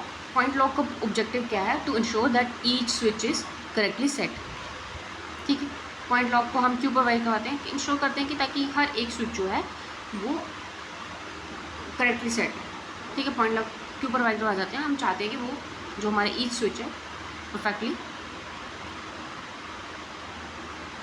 Show करने के लिए। फिर आता है which of the following devices is use to transfer the wagon और locomotive to the parallel track without any necessity of shunting. उसको क्या बोलते हैं, देखो अब शंटिंग नहीं करनी है तो हम किस तरह क्या प्रोवाइड कराएंगे, तो हम ट्रैवर्सर प्रोवाइड करवाते हैं। आप पूछोगे कि क्या होता है, यहाँ पे हमारी ये ट्रेन है और यहाँ पर ट्रेन है, तो यहाँ पे हमने एक यहाँ पे भी एक वो है, तो हम इसको मूव करना है, हमने शंटिंग किए बिना इधर मूव करना है, तो इतने हिस्से को हम इस तरह मूव कर सकते हैं, तो इसे क्या बोलते हैं, ट्रैवर्सर बोलते हैं। अब ट्रायंगल क्या होता है,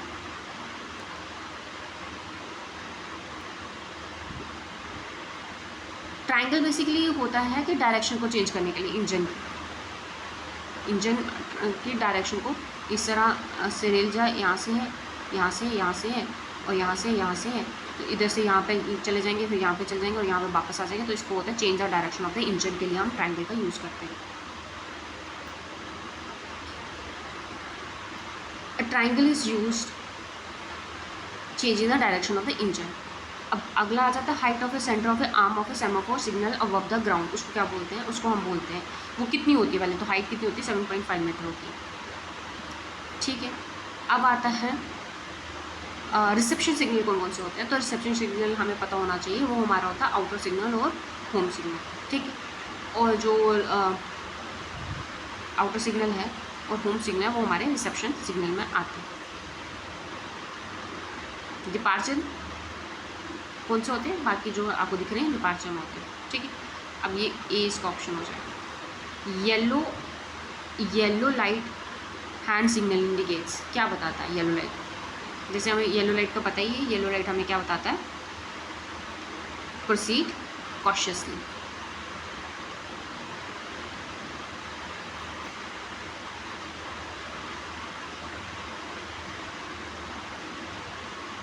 अगर सेमाफोर और वार्नर सिग्नल को हम एक ही पोस्ट पे जो है लगा देंगे तो वो क्या इंडिकेट करेगा, मतलब स्टॉप कब इंडिकेट करेगा, तो जब दोनों के दोनों पैरेलल बोथ आर्म्स हॉरिजॉन्टल होंगे वो एक स्टॉप सिग्नल को इंडिकेट करेंगे।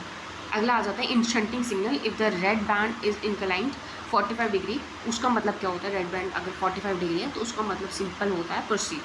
ठीक है, प्रोसीड उसका मतलब होता है। फिर अगला इस तरह मैस्टी कॉलम आ गया, तो मैस्टी कॉलम में मैं आपको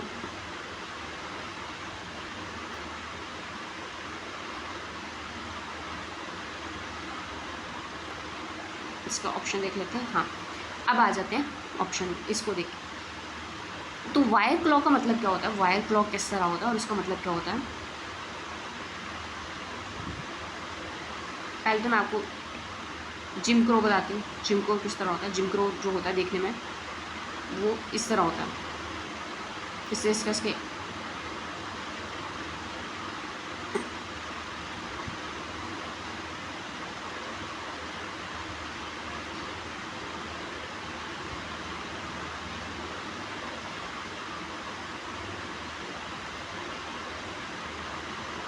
बीटर किस तरह होता है, बीटर होता है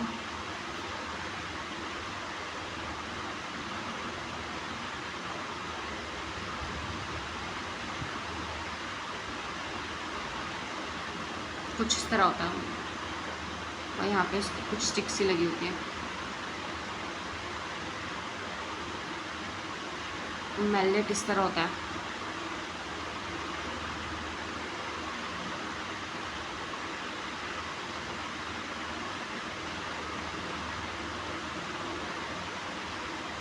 अब देखते हैं जिम क्रो।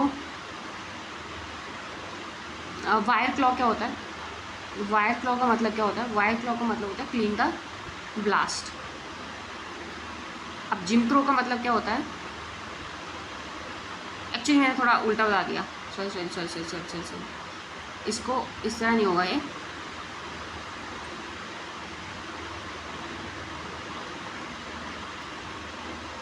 ये आपको जो दिख रहा था वायर क्लॉ था। इसको अब डायग्राम को छोड़ो, डायग्राम को छोड़ो। वायर क्लॉ क्या होता है? To clean the ballast. Wire है, वायर से इस तरह क्लीन कर लेंगे। जिम क्रो क्या होता है? To burn the rail.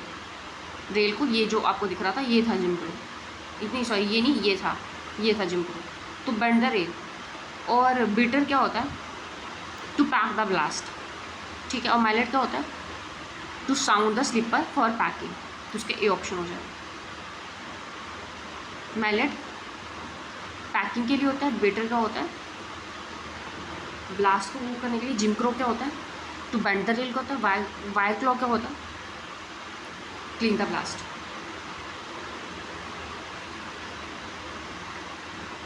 For the purpose of track maintenance,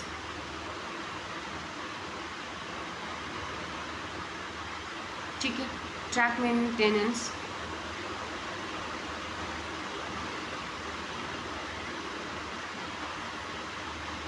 the number of turn out equivalent to 1 track kilometre. एक ट्रैक किलोमीटर में कितने आपको टर्न आउट दिखेंगे? आंसर ही दिख गया, 10 दिखते हैं, ठीक है। अब यहाँ पे आ जाते हैं। A train is hauled by 482 locomotive. The number of a driving wheel in the locomotive is. तो number of driving wheel in the locomotive कितना होता है?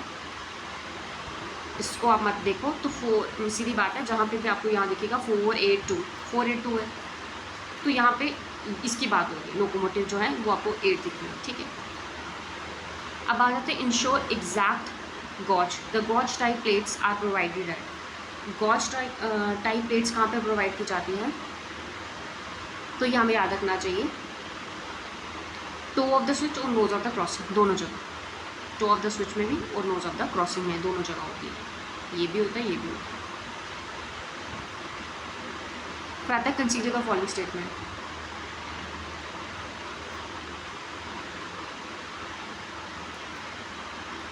यहाँ पे क्या लिखा है? Slide chairs are provided under the tongue rail to allow lateral movement. Slide chair क्या होती है? टंग रेल के नीचे होती है, प्रोवाइड किया लेटर मूवमेंट के लिए। Stretcher bar is use to maintain the 2 tongue rail. तो ठीक है, 2 टंग रेल को मेंटेन करने के लिए स्टेचो बार का यूज़ करते हैं। और gauge of the grade of chairs are provided behind the heel और the switch to give a ramp to turn. तो ये भी सही है। तो मतलब सारे ही इसमें सही हैं, डी ऑप्शन होता है। फिर आ जाता है ऑन अ सिंगल ट्रैक, बोल रहे हैं on a single rail track good train loaded with heavy iron matter. Heavy iron matter का run starts from A to B, then empty wagons run B to A। The movement of the creep कहाँ पे होगा? Creep कहाँ पे ज़्यादा होगा movement? तो ये हैवी जहाँ से जा रहा है वहीं से होगी ज़्यादा, A to B होगा, ठीक है। A to B, D option. For laying the railway track material required are. तो रेलवे ट्रैक को ले करने के लिए कौन सा मटेरियल रिक्वायर्ड है?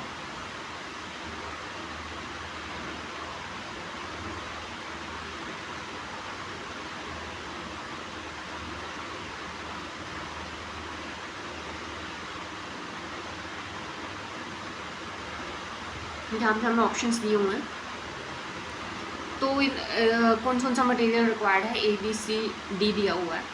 पूछा है रेल कितनी लगेंगी, फिश प्लेट कितनी लगेंगी, फिश बोल्ट कितने लगेंगे, बेरिंग प्लेट्स कितनी लगेंगी। अगर हमें सब कुछ देखना हो तो हमें एक चीज़ याद रखनी है, नंबर ऑफ रेल पर किलोमीटर फॉर ब्रॉड गॉज हमें पूछा है, तो कितना होगा?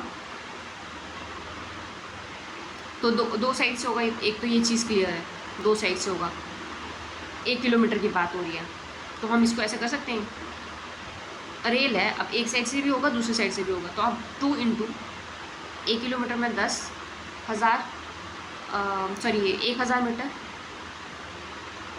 और बाय 13 होता है ना हमारा एक रेल की लेंथ, तो कितनी रेल लगेंगी, तो इसको अगर हम करेंगे तो 154 दो में, तो ये और ये कैंसिल हो जाएगा, ये दोनों में से एक आंसर होगा।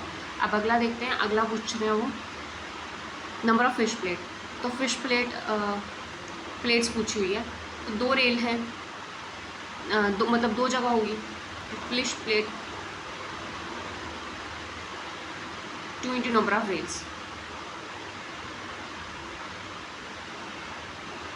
मतलब कहाँ पे लगेगी, इतनी है,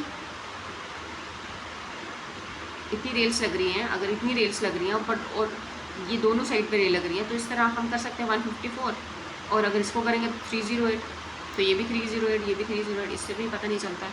फिर नंबर ऑफ फिश बोल्ट पूछेंगे, तो बोल्ट हमारे 4 हो जाते हैं, सॉरी 4 इंटू 154, तो जब 154 4 के साथ करेंगे तो हमारा आ जाता है 616 हमारा ये, तो हमारा बी ऑप्शन हो जाएगा। आई थिंक अब आपको समझ आ गया होगा, सिंपल है, कुछ नहीं है।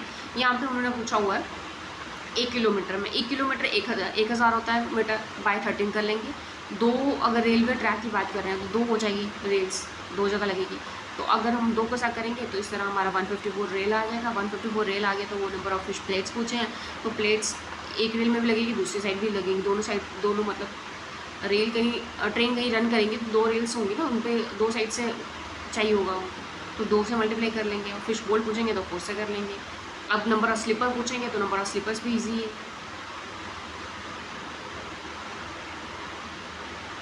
Sorry number of bearing plates पूछेंगे तो कितनी हो जाएगी, नंबर ऑफ स्लीपर्स इंटू 2, तो 154 ही हो जाएगी।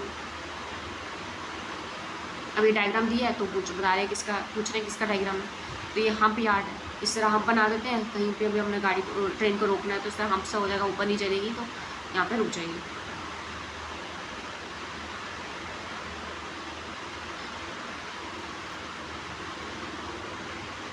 विच of the following statement regarding blast material आप करेक्ट, इसमें से बताओ ब्लास्ट मटेरियल से रिलेटेड क्या करेक्ट है।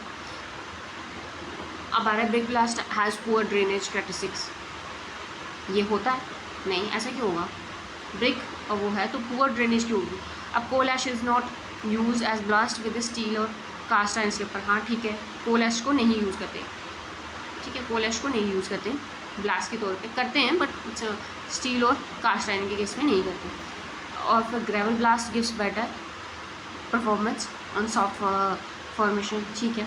Sand blast causes excessive wear on the top of the rail, ये भी सही है, तो ऑलमोस्ट इसका ये तीनों ही सही है, लास्ट वाले और फर्स्ट वाला गलत था, जिसमें लिखा था वो ड्रेनेज अच्छा प्रोवाइड नहीं कराता, ऐसी बात नहीं, ड्रेनेज वो अच्छी ही प्रोवाइड करवाता है। फिर आ जाता है which of the following relates to the precaution theory. अब प्रिकॉशन थ्योरी से क्या रिलेट करता है,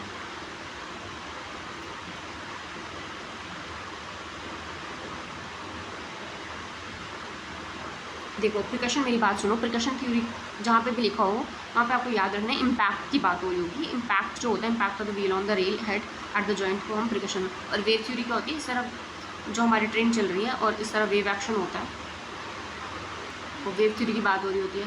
प्रिकॉशन में किस तरह बात हो रही होती है, इस तरह ट्रेन है, इस तरह है, और ये इनको हमने किसी से जोड़ा हुआ है, सॉरी इस तरह हमने प्लेट से जोड़ा है दोनों को, और यहाँ पे हमारा जो है रेल इम्पैक्ट करेगी तो इसको बोलते हैं इम्पैक्ट। प्रिकॉशन जो हमारा इम्पैक्ट से रिलेटेड होता है।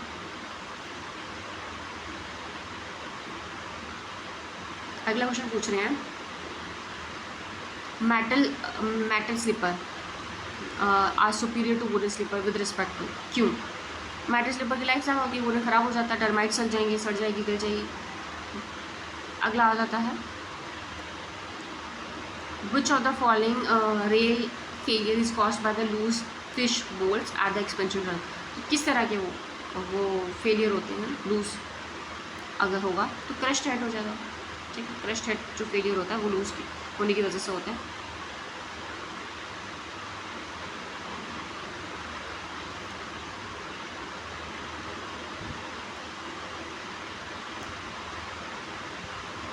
अगला क्वेश्चन आ जाता है, ये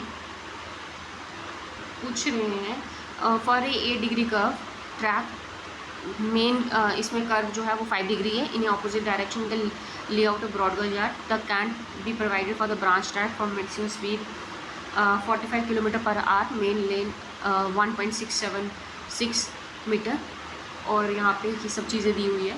अब इसमें वो पूछ रहे हैं हमें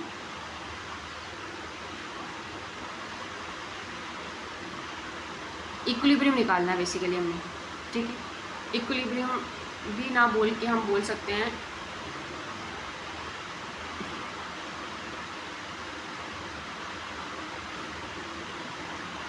कैंट कितना होगा अगर हम प्रोवाइड कराएं 8 डिग्री कर्व में। तो इसको हम किस तरह निकालेंगे, देखो सिंपल बात है, यहाँ पे पहले क्वेश्चन दिया है तो हमें पहले इसका हमने निकालना पड़ेगा रेडियस। जब हम रेडियस निकाल लेंगे तो हम इससे हम इक्विलिब्रियम कैंट निकाल लेंगे। जब इक्विलिब्रियम कैंट निकल जाएगा तो उसको हम माइनस कर लेंगे, यहाँ पे दिया कितना है और हमारा आ कितना रहा है, इन दोनों को जब हम माइनस करेंगे वो हमारा जो आंसर आ जाएगा उसमें। किस तरह हम इसको निकालेंगे एक बार मैं फिर से बता देती हूँ। जैसे हमने रेडियस निकालना है, पहले तो हमने इसमें देखो ना, इनने कैंट एफिशिएंसी इतनी दी है, अब हमारी कितनी आ रही है वो हमें देखनी है। तो कैंट एफिशिएंसी जब इतनी दी है, हमारी इक्विलिब्रियम कैंट कितना आ रहा है, इक्विलिब्रियम कैंट निकलेगा कैसे, 1750 अगर हम डी से वो डिवाइड करेंगे तो हमारा आ जाएगा 1750 बाय 5, ये हमारा आ जाएगा 350 मीटर, ठीक है। 350 मीटर आ गया तो हमारा को ई निकालना है। ई हम किस तरह निकालते हैं, इस तरह ई निकालना है तो हमारा आ जाएगा GV² बाय 127 R, और ये R की जब हम वैल्यू पुट करेंगे तो हमारा आ जाएगा 76.353। अब 76.353 mm में आ रहा है ये, अगर इसको भी अगर हम mm में चेंज करें तो ये 76 आ जाता है।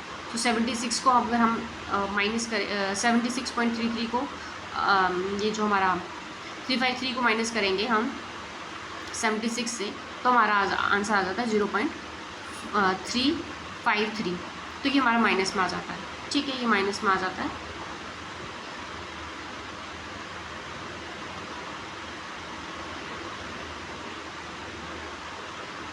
तो ये बेसिकली इसमें एक चीज़ और बन रहा है कि इन्होंने रेडियस निकालने के लिए 1750 नहीं 70-20 लिए। तो ये सारा कुछ करके तो ये हमारा ए आंसर आता है ऐसे करके। ए अच्छा सॉरी माइनस में आ रहा है तो माइनस में ए भी नहीं आएगा, फिर माइनस में आएगा।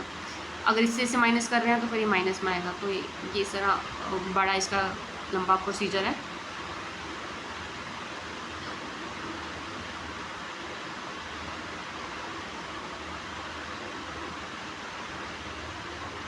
ऑटोमेटिक सिग्नलिंग सिस्टम रिजल्टेंट क्या होता है उससे हो जाता है हायर एफिशिएंसी। ऑटोमेटिक सिग्नल है ग्रेटर रिस्क तो होगा नहीं, ये गलत है। हायर एफिशिएंसी हो जाएगा, avoidance of A block instrument ये भी हो जाएगा। हायर ऑपरेटिंग कॉस्ट नहीं, क्यों होगा, ऑपरेटिंग कॉस्ट क्यों ज़्यादा होगी, कम हो जाएगी उल्टा। हाँ 2 और 3। वेयर ऑफ रेल कहाँ पे होगा, तो वेयर ऑफ रेल अगर हम देखें तो वो ज़्यादा से ज़्यादा शार्प कर्व्स में हो। फिर अगला क्वेश्चन देखें हम, axle load included weight of a wheel and axle not lost more than 5% of original for a 44.5 kilometre per metre section for broad gauge should be. ये सारी चीज़ें इसमें दी हुई है तो इन्होंने हमें बोला हुआ है निकालो क्या, weight of locomotive axle load में, ठीक है। यही पूछा ना इन्होंने यही पूछा weight of wheel including the weight of wheel इतने एक्सेल लोड निकालो, weight of locomotive axle load निकालो। एक्सेल लोड निकालने का फॉर्मूला एक सिंपल मैं बताती हूँ, weight of rail by weight of locomotive axle load, जो कि होता है हमारा, इसका फॉर्मूला होता है वेट ऑफ रेल की बात हो रही है बाय लोकोमोटिव एक्सेल लोड की बात होती है। ये हो जाता है 1/510, इस तरह होता है। अब वेट ऑफ रेल इन्होंने हमें दिया हुआ है तो वेट ऑफ एक्सेल लोड निकालने को बोला हुआ है। तो अगर हम इसे देखें तो वेट ऑफ 44.5 दिया हुआ है उन्होंने, इसको 510 से कर देते हैं तो ये हो जाएगा, ये ऊपर चला जाएगा, एक्सेल लोड क्या हो जाएगा,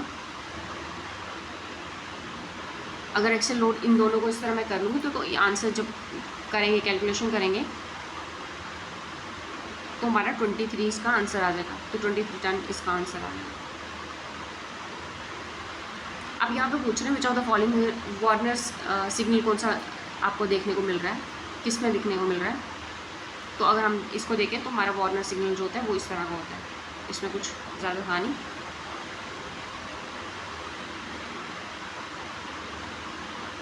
अब आ जाता है the grade compensation of 4 degree curves on a broad gauge railway track is. अब ग्रेड कंपनसेशन 4 डिग्री कर्व की पूछी है। एक बात तो याद रखो कि ब्रॉड गॉज के लिए कितना होता है, जो हमारा परसेंटेज इतना होता है, कितना होता है ब्रॉड गॉज के लिए, होता है 0.04% होता है पर डिग्री।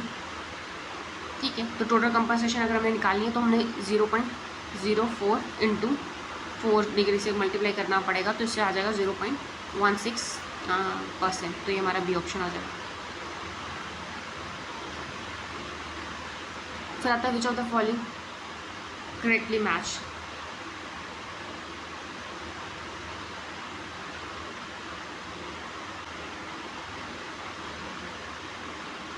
चलो अभी देखते हैं अगला क्वेश्चन यहाँ पे क्या बोल रहा है। इसमें पूछ रहा है which of the following pairs are correctly match. Let's see कौन सा करेक्टली मैच्ड है।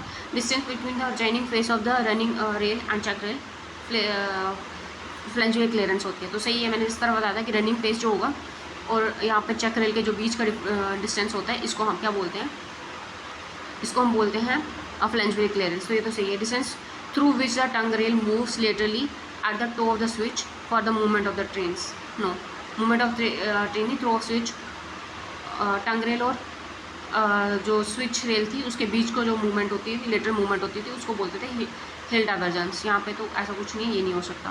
कहते हैं distance between the gauge faces of stock rail and tongue rail at the heel. तो ये भी नहीं होगा।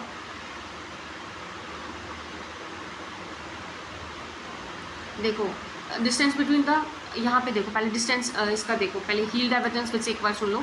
हील डाइवर्जेंस क्या होता था, distance between the gauge face of the stock rail and the tongue rail.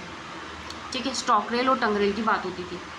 तो यहाँ पे ये ऐसा कुछ नहीं है। Throw of switch through which the tongue rail moves laterally, toe of switch ये कुछ नहीं होता था। Gauge face of the stock rail और टंग रेल होता है हील डाइवर्जेंस। अब यही पूछा जाए थ्रो ऑफ स्विच क्या होता है, तो थ्रो ऑफ स्विच होता है distance through which the tongue rail move laterally, ये होता है distance through which the tongue rail move laterally at the toe of the switch and the movement of the train. तो ये ऊपर वाला इसको शिफ्ट हो गया इस तरह। फिर angle between the gauge face of the stock rail and tongue rail, ये सही है। जो इन दोनों का एंगल होता है उसे स्विच एंगल बोलते हैं।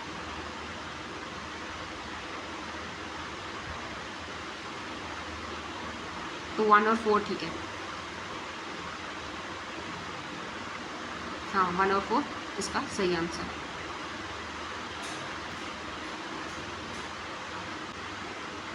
अभी इतने तक करते हैं, जो लास्ट के कुछ क्वेश्चन बचे हैं उसको नेक्स्ट वीडियो में करेंगे।